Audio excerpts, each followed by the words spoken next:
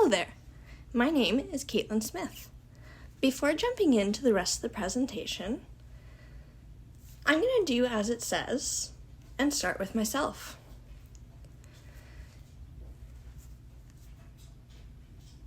I am 26 years old as of yesterday.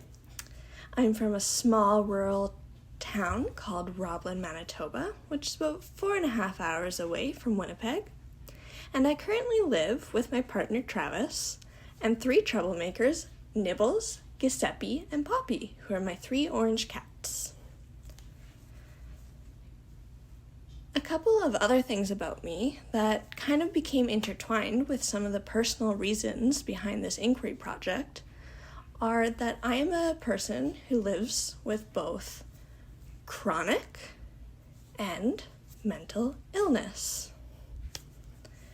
Later on in this presentation, I'll touch a bit more on this relationship, but in the meantime, please sit back as we go through my inquiry journey. Okay, so let's dive in. Starting out, I'll be honest, my inquiry question actually started out different. I had a completely different question from the one that I started with. The original question that I had was actually inspired by some of my own and some of my mother's work in the past year. My mother is also a teacher and is quite the veteran. And this work that we had done, each individually, was both surrounding the medicine wheel.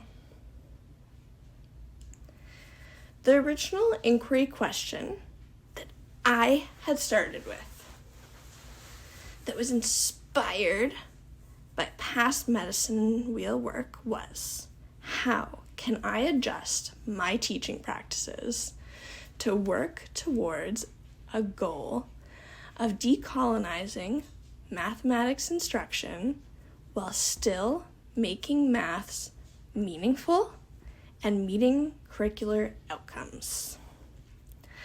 I even used this question when I was doing the proposal for this inquiry project.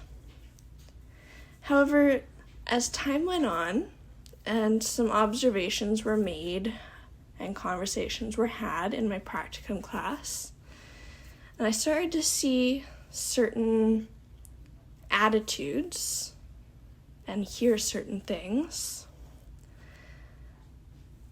it started to make me wonder whether the question that I had, was it the best fit for the setting that I found myself in? And I didn't feel it was. So I went back to the drawing board. Some time passed, and honestly, I still hadn't figured out the best direction to take with my inquiry question. As I kept contemplating, I continually kept thinking back to one document in particular that I had originally intended to use. This document was Paul Betts's A Problem-Solving Medicine Wheel. This document outlined a pedagogical tool for math classrooms and was going to be one of the main tools I was going to be trying to use during the inquiry process. The more this document kept coming to the forefront of my mind, the more I got thinking.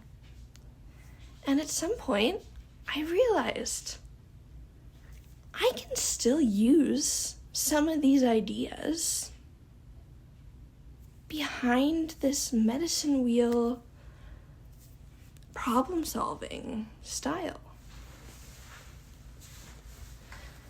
To explain this part of my thinking, I'm going to give a bit of a basic explanation of Betts's work. So let's take a look at this problem-solving medicine wheel. You'll notice there's 4 quadrants, a spot in the middle, and on each line dividing the quadrants, it says think and talk. So let's run through this. We always start in the east quadrant with try something. Then you move on to thinking and talking to help understand the problem. Then you move on to what's not working. In this section, you identify what are the things that aren't working, and then again, you think and talk to help understand the problem. The next quadrant is try to make it work. So take what you've done so far, but tweak things. Try new things. See if you can put things together to make your solution work. And again, at the end of this process, you think and talk. The last quadrant, you'll notice, is did it work? So in this quadrant, take a step back and evaluate. Did the solution work? Did it not? And then again, you would think and talk to help understand the problem. From there, you can keep going around and around as many times as necessary, because problem solving is cyclical. And we are always trying to understand the problem. So here's where I had my light bulb. When thinking about this problem-solving medicine wheel, I kept thinking about how it had similarities to growth mindset.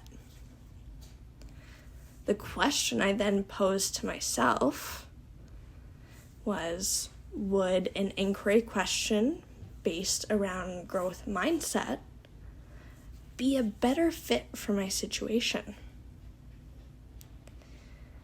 After a short pondering, I knew that this was the path I wanted to take on my inquiry. I began reflecting on what I already knew about growth mindset and what I wanted to know. I also did some precursory searching on growth mindset. All of these things led me to the inquiry question that I have now been working with since then. The question in question is, drumroll please, how can I adjust my teaching practices to foster the development of growth mindsets in my students?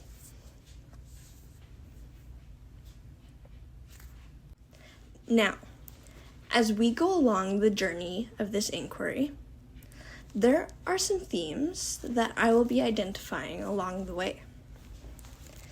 As our journey progresses, I ask you to do the following. See if you can predict the themes as they begin to emerge. And reflect on any other themes you may detect. People can interpret different themes and different ideas when looking at the same thing. It may not be the same as one another because ultimately people process things differently based on their own personal experiences. And that's totally okay. Even myself, when I analyze and reflect on my inquiry journey, but with different lenses and different angles, even I can come up with alternate themes. However, the ones that I will identify and share with you are the ones that I've chosen to reflect on and that I feel will be useful and important in informing my teaching practices to encourage growth mindset in my students. So at this point, we have an inquiry question. The inquiry question has been confirmed, set in stone. So at that point, it was time to dive into the research in order to be prepared for the upcoming block. My biggest thing I was on the lookout for was practical information that could be used. I find that one of my biggest struggles when doing these types of queries is that it's easy to find the info or the definition of the topic itself, but it's difficult to find suggestions or strategies or things like that. I'll try explaining it in this way. If I was a person who wanted to go fishing for the first time and had never been fishing and had never heard about how to fish at all, and then I was trying to find information on fishing, and all that was coming up was information on specific fish, like their breeds and their colors and their lengths, but no information on how to actually fish. Mind you, there's a lot of steps in fishing. Needing to know how to set up your line, needing to know how to set your hook, needing to know how to cast, which can be tricky. There's a lot of steps. And without any kind of information on how to do those, it can be really hard to actually go out and try and fish. I feel the same way sometimes when it comes to these types of queries, trying to find information on growth mindset.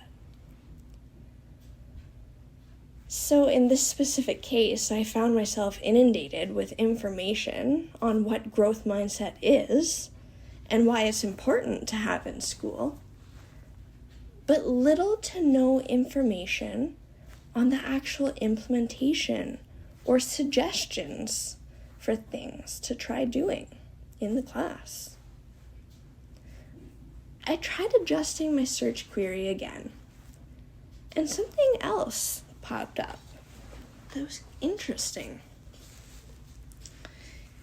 It was a piece talking about growth mindset, but specifically growth mindset messaging being ineffective, and the reason behind it being teachers not actually buying into it themselves. This really intrigued me, so I read it and found other literature with similar messaging. As I was researching, I became kind of engrossed with this idea of students needing to feel their teachers are authentic, which led me to a realization. This was my first theme. Theme number 1 is starting with self. Some people may think of it as intrinsic motivation. With the research backing it, it became clear to me that encouraging growth mindset means starting and being committed to doing it yourself and adopting it yourself. And I was committed to this inquiry, so I decided that this was going to be my first step. You see, I am a person who can struggle with keeping up a growth mindset. If you remember me mentioning earlier, I live with both chronic and mental illnesses. I have days where I am positive and outgoing. I also have days where I can't get out of bed. I have days where you'll always see me smiling. But I also have days where my body hurts so much I can barely move. I have days where I look okay, but inside, I'm barely holding myself together. With all this in mind, hopefully it's kind of understandable as to why it can be hard for me to live by a growth mindset, as it is taxing on the mind. And I'm not the only one. Despite this all, though, I knew that this was something I wanted to work on so that I could be able to better serve my students and their learning journeys. One important piece of having a growth mindset is the ability to be intrinsically motivated. Something I realized about this is that I needed to be intrinsically motivated too. And I was. And I am. I was and I am motivated by the fact that I want to be a better support in my students' journeys. And I want to have a growth mindset for myself and to encourage students with their own as well. So after finding this starting place, starting with myself, and having some motivation to kick in a high gear, it was time to figure out what to actually start with when starting with myself. I was still feeling kind of lost in my research as to finding ideas and suggestions and resources. There were some things, but none of them really felt like the right fit. So I decided to try and turn to myself and my own personal experiences and knowledge to help me figure out what to do. As growth mindset is obviously a psychological type of thing, I decided maybe I should explore some ideas relating to mental health and well-being that I was familiar with from my own experiences and even my own therapies. Taking this approach was a really interesting one for me because normally I try and keep things relating to my mental health away from practicum because I've had some past negative experiences. But with theme number 1 of starting with myself and that motivation helping me blaze forward, I came to the realization that it could be beneficial to look at where these two things in my life may have some overlap. I am ever so glad that I was able to push past that trauma from my past, as it allowed me to make my next thematic discovery.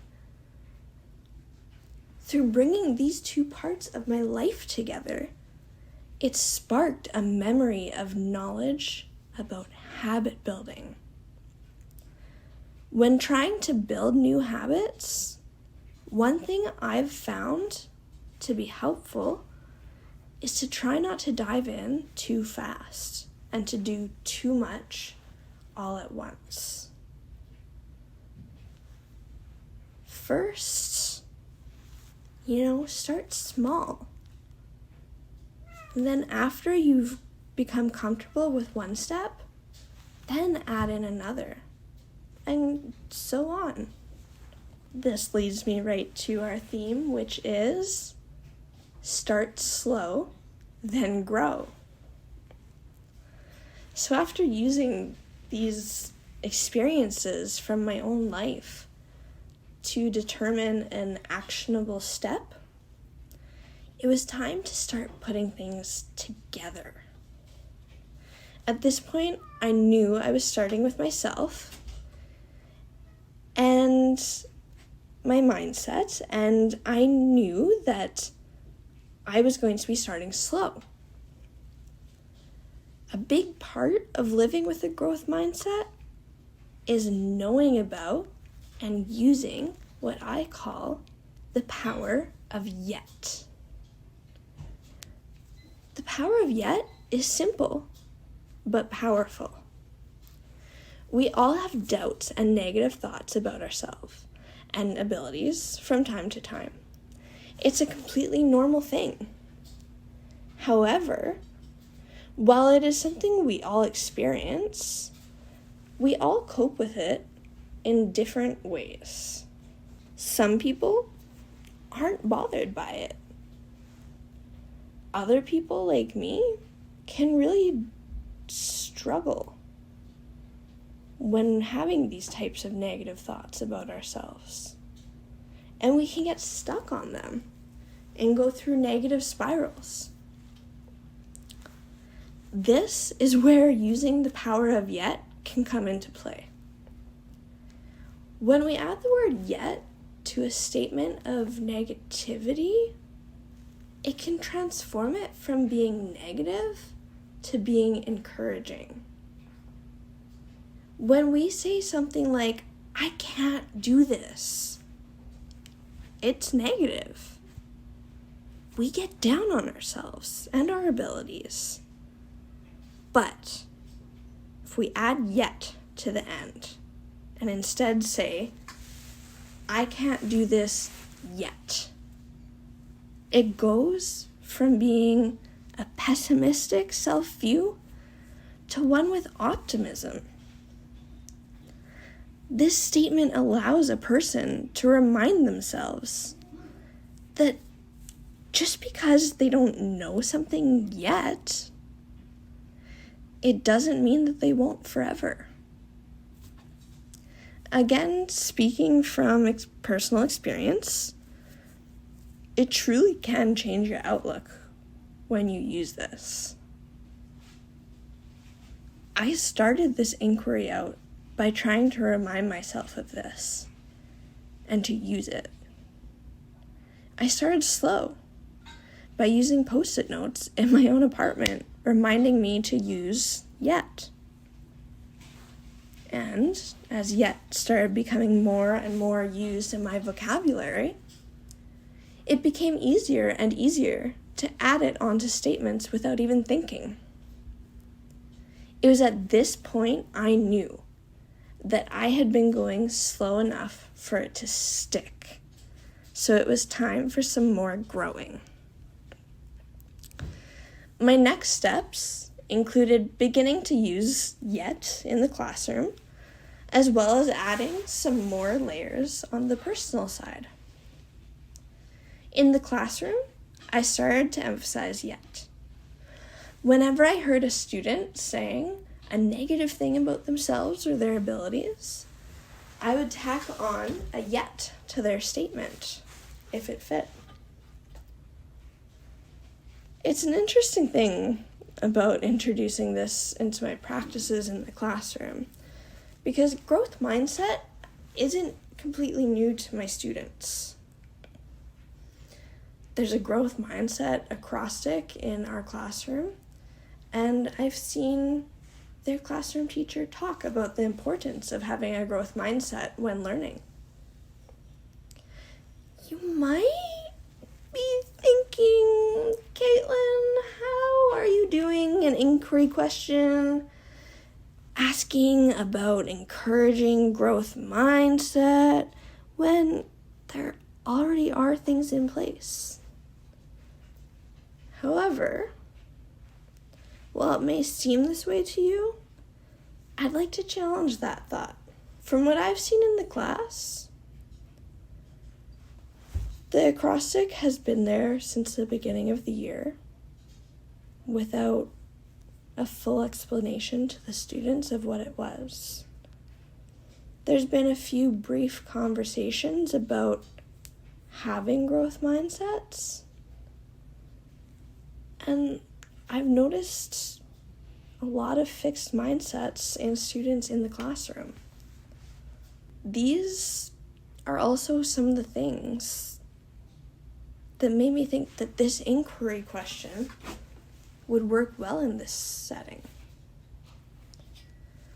Through observing and talking to the students, it became evident that while they knew of growth mindset, it was not a rooted practice for them.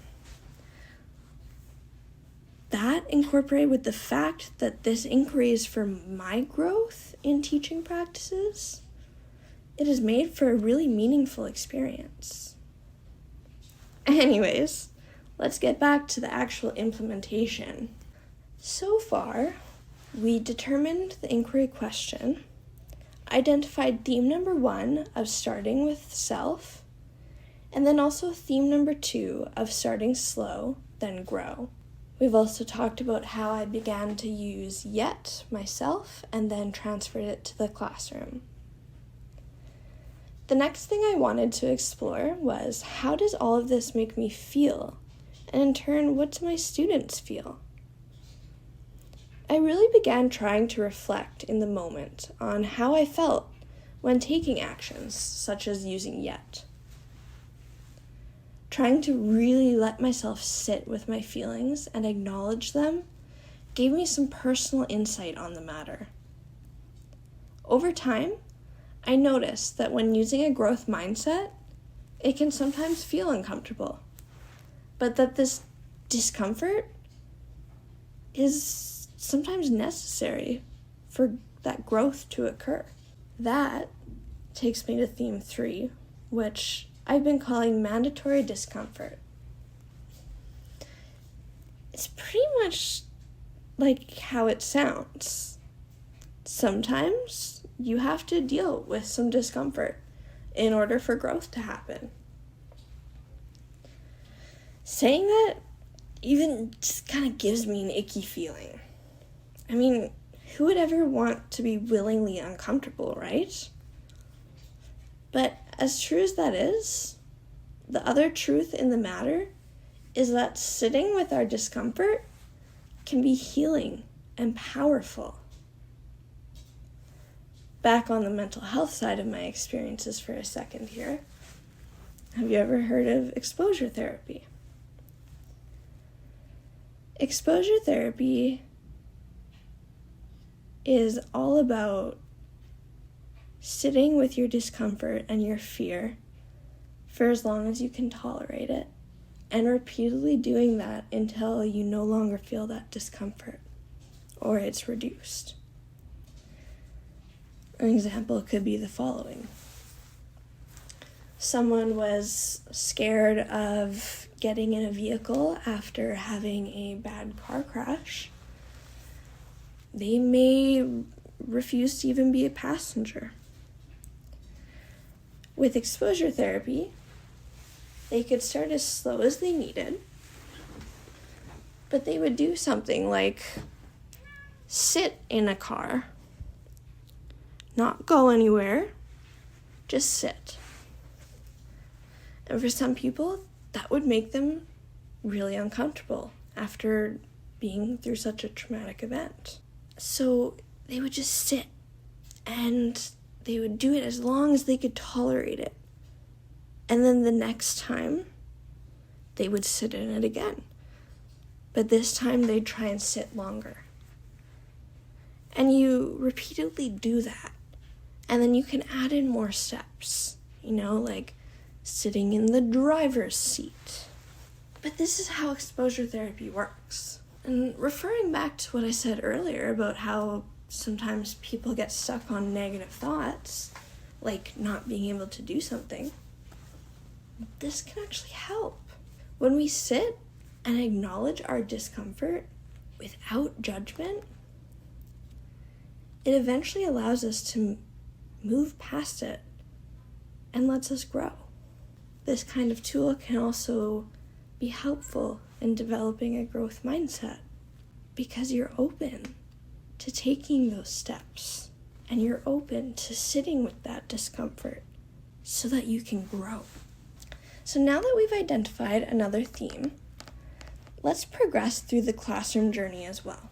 Like discussed, I started with each thing myself, then started introducing it into my practices. I also began slowly introducing more things. Of course, the first was using the power of yet and making a definitive effort of using it myself and with the students. There then came other things.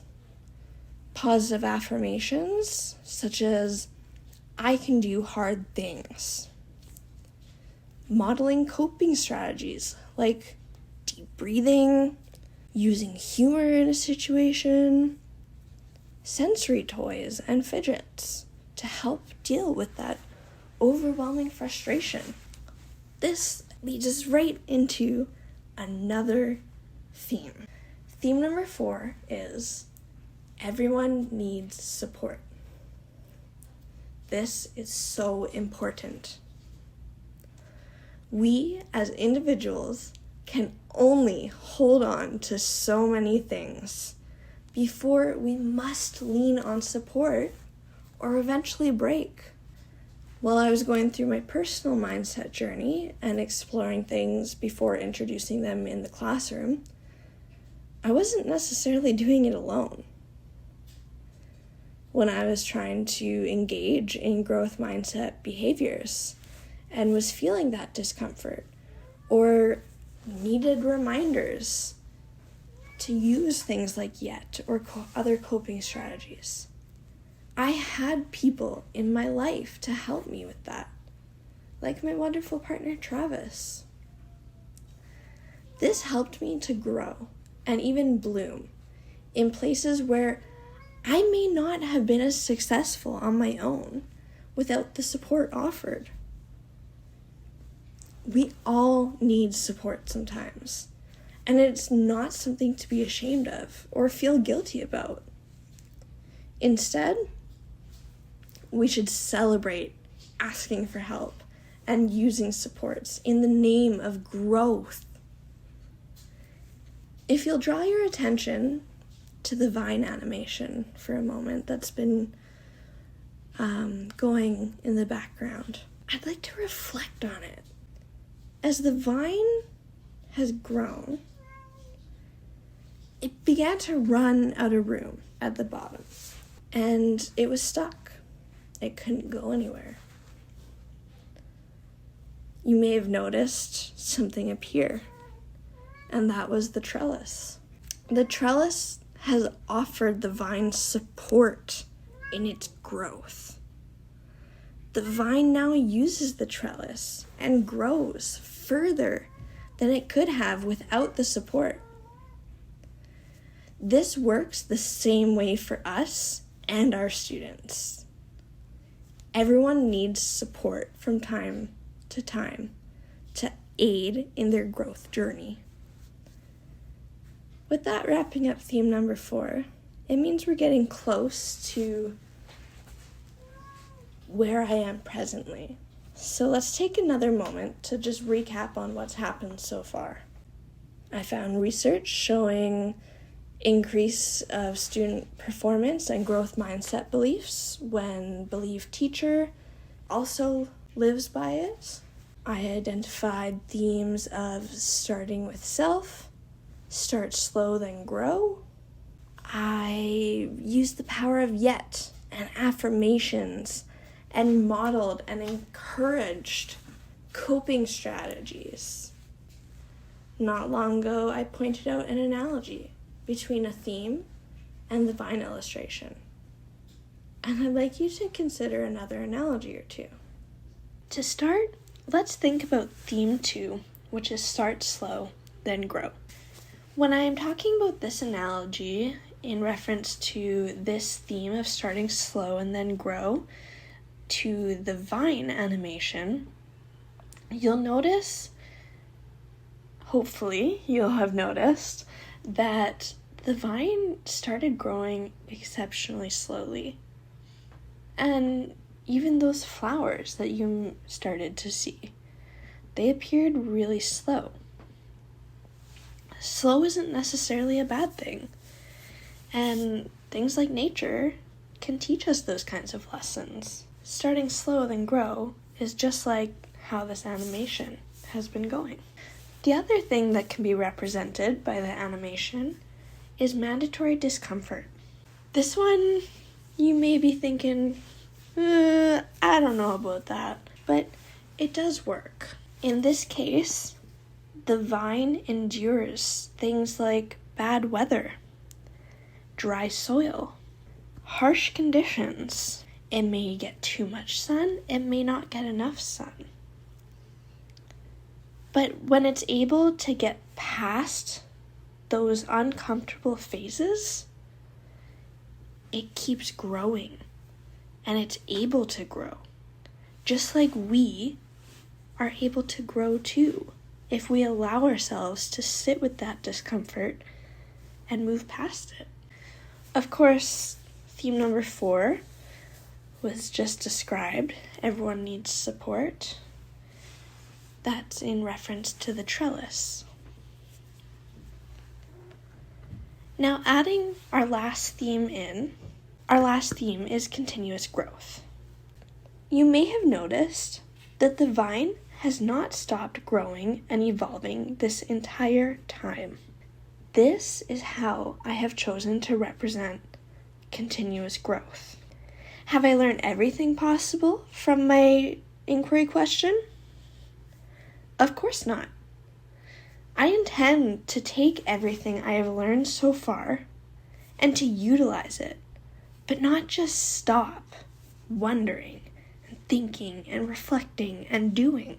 Even as is, I already have questions and ideas I want to explore, and am going to be able to during this next block and in my future classrooms. Things such as how building growth mindset activities into daily routines could improve outcomes.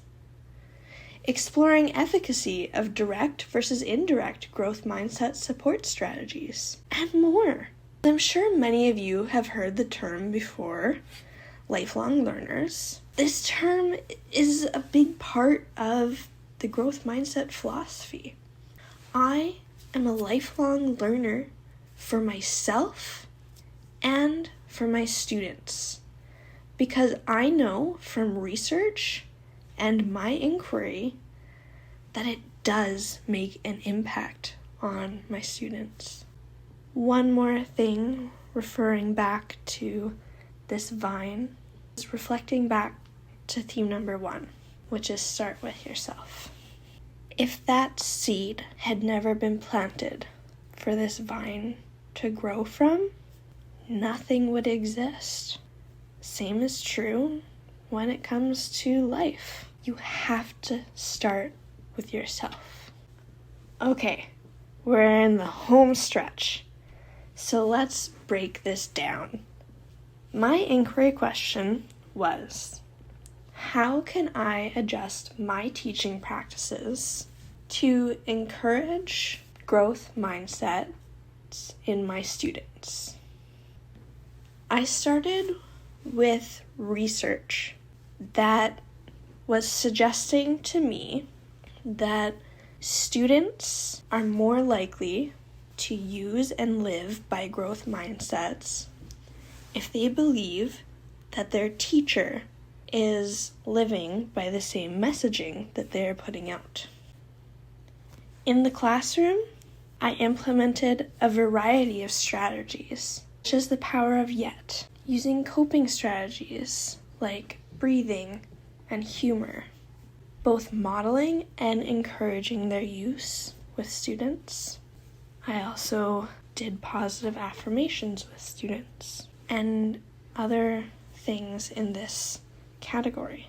What I saw after putting all of this into place, things that I saw and heard from my students were really encouraging.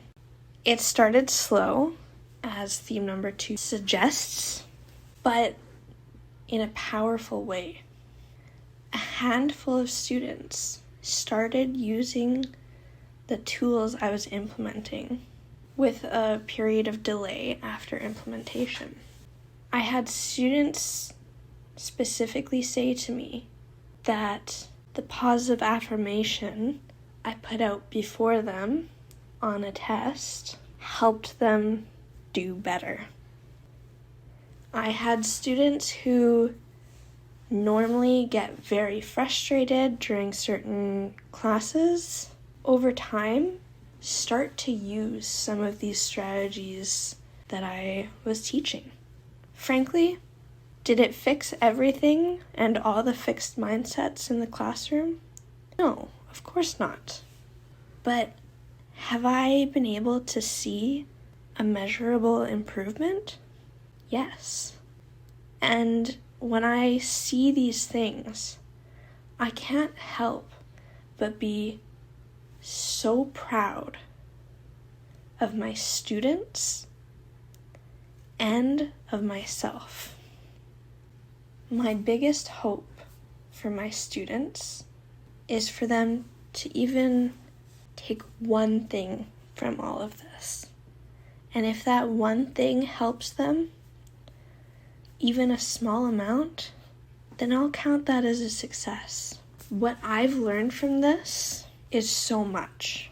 Of course, I have the themes that I have learned and grown and worked with and worked through. I've learned things about myself. I know that when I step into a classroom, that my students will be supported by me. I will always be there for them. Growth mindset is a long process, and there's so many steps that what I've found here so far is just a small part of what it all is. I can't wait to take what I've learned and continue to learn. I'm going to start with myself slowly and then grow. I'm going to grow through uncomfortable moments. I'm going to grow with the help of supports. I'm going to continuously grow. And in turn, I'm going to be able to help my students and others do this as well. Thank you for listening to my presentation.